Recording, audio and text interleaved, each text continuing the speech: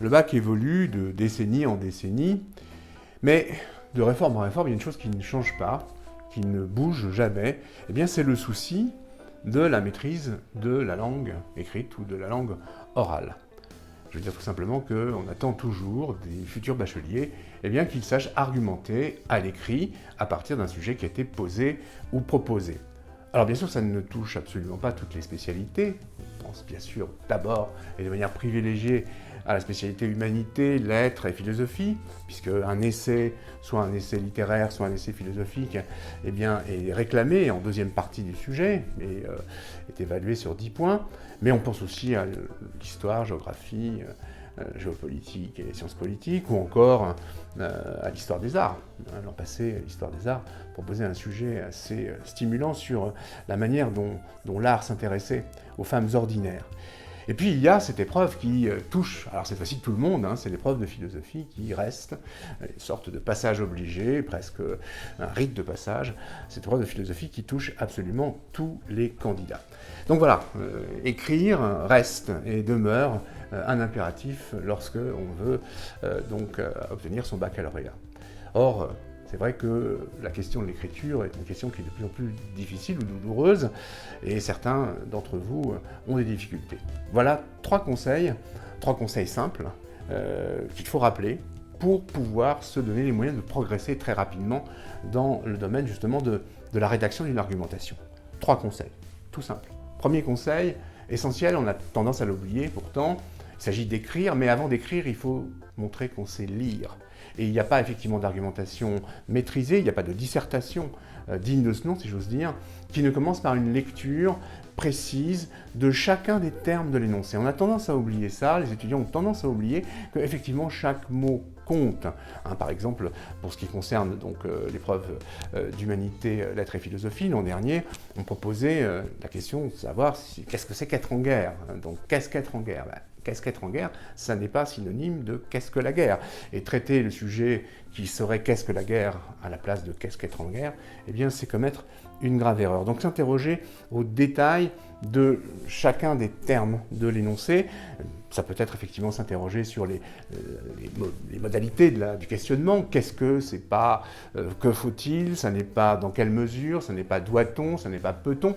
S'arrêter effectivement sur les prépositions, s'arrêter sur les articles. Un article indéfini, ça n'est pas un article défini. Qu'est-ce que le monde, ça n'est pas qu'est-ce qu'un monde. Enfin, voilà. Donc c'est important parce que c'est vrai que notre temps nous pousse à avoir une saisie globale des énoncés. On est dans la lecture rapide, on perçoit 2-3 mots dans la phrase, et puis on se dit que ça y est, on a compris de quoi il s'agissait.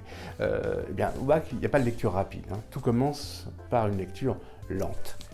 Ça, c'est le premier conseil. Prendre le temps de la lecture, prendre 10 à 15 minutes pour vraiment se poser et percevoir absolument toutes les nuances, toutes les subtilités de l'énoncé. Deuxième conseil, il y a deux moments stratégiques dans une dissertation. Il y a le début et il y a la fin. Pourquoi le début ? Parce que le début, c'est ce qui donne envie de lire la copie, c'est ce qui engage, et votre introduction, elle doit être engageante. Vous devez absolument consacrer tous vos efforts à produire l'introduction la plus attrayante qui soit. C'est un peu la vitrine de la copie. On a envie d'entrer ou pas dans la copie. Donc l'introduction, mais en général l'introduction est plutôt soignée. Les étudiants ont bien intégré l'idée qu'il fallait amener le lecteur au sujet, qu'il fallait déjà analyser les termes de l'énoncé dans l'introduction, qu'il fallait déjà proposer, annoncer le plan. Mais enfin, bon, n'oublions pas que l'introduction est fondamentale. Il faut prendre le plus grand soin à sa rédaction, ne pas, évidemment, enfin, plutôt essayer d'éviter les fautes d'orthographe dès l'introduction, parce qu'ensuite, ça orienterait le regard du correcteur. Mais bon, l'introduction, souvent, c'est acquis. Elle est assez développée, assez généreuse. C'est quelque chose qui pose moins de problèmes que la guerre. En revanche, la conclusion reste souvent on va dire indigente. Il ne faut pas oublier que la conclusion, c'est quand même la dernière impression que vous allez laisser à la personne qui va vous évaluer. C'est la dernière impression. Et évidemment, si elle est bâclée, la dernière impression va être décevante. Et je suis persuadé que de nombreux étudiants perdent 1 ou 2 points parce que la conclusion n'a pas été travaillée. la conclusion n'a pas été assez dense. Alors, peu importe ce qu'on va définir précisément comme relevant de la conclusion, les méthodes peuvent varier d'un exercice à l'autre ou bien d'un enseignement à l'autre, mais la conclusion doit être nécessaire. Dites-vous que si votre conclusion est inutile, si en relisant la copie vous apercevez que finalement, qu'elle soit là ou qu'elle soit pas là, qu'il y ait une conclusion ou qu'il n'y ait pas de conclusion, ça ne change rien, et qu'au fond la conclusion n'apporte rien, eh bien évidemment c'est un échec. Donc votre conclusion, il faut la travailler, il faut essayer en effet de faire de l'effet, une sorte d'effet final. La conclusion, elle vient conclure véritablement donc, ce développement. Ça veut dire quoi? Ça veut dire qu'en général, il est quand même prudent d'y penser avant d'arriver à la fin de l'épreuve. C'est-à-dire que les quelques minutes finales qui sont utilisées pour bâcler une conclusion, alors en général on voit que la calligraphie donc, du candidat devient tremblée, et ça devient une sorte d'écriture de serial killer. Donc voilà, donc, on voit bien que le temps presse et que les choses se font dans la hâte.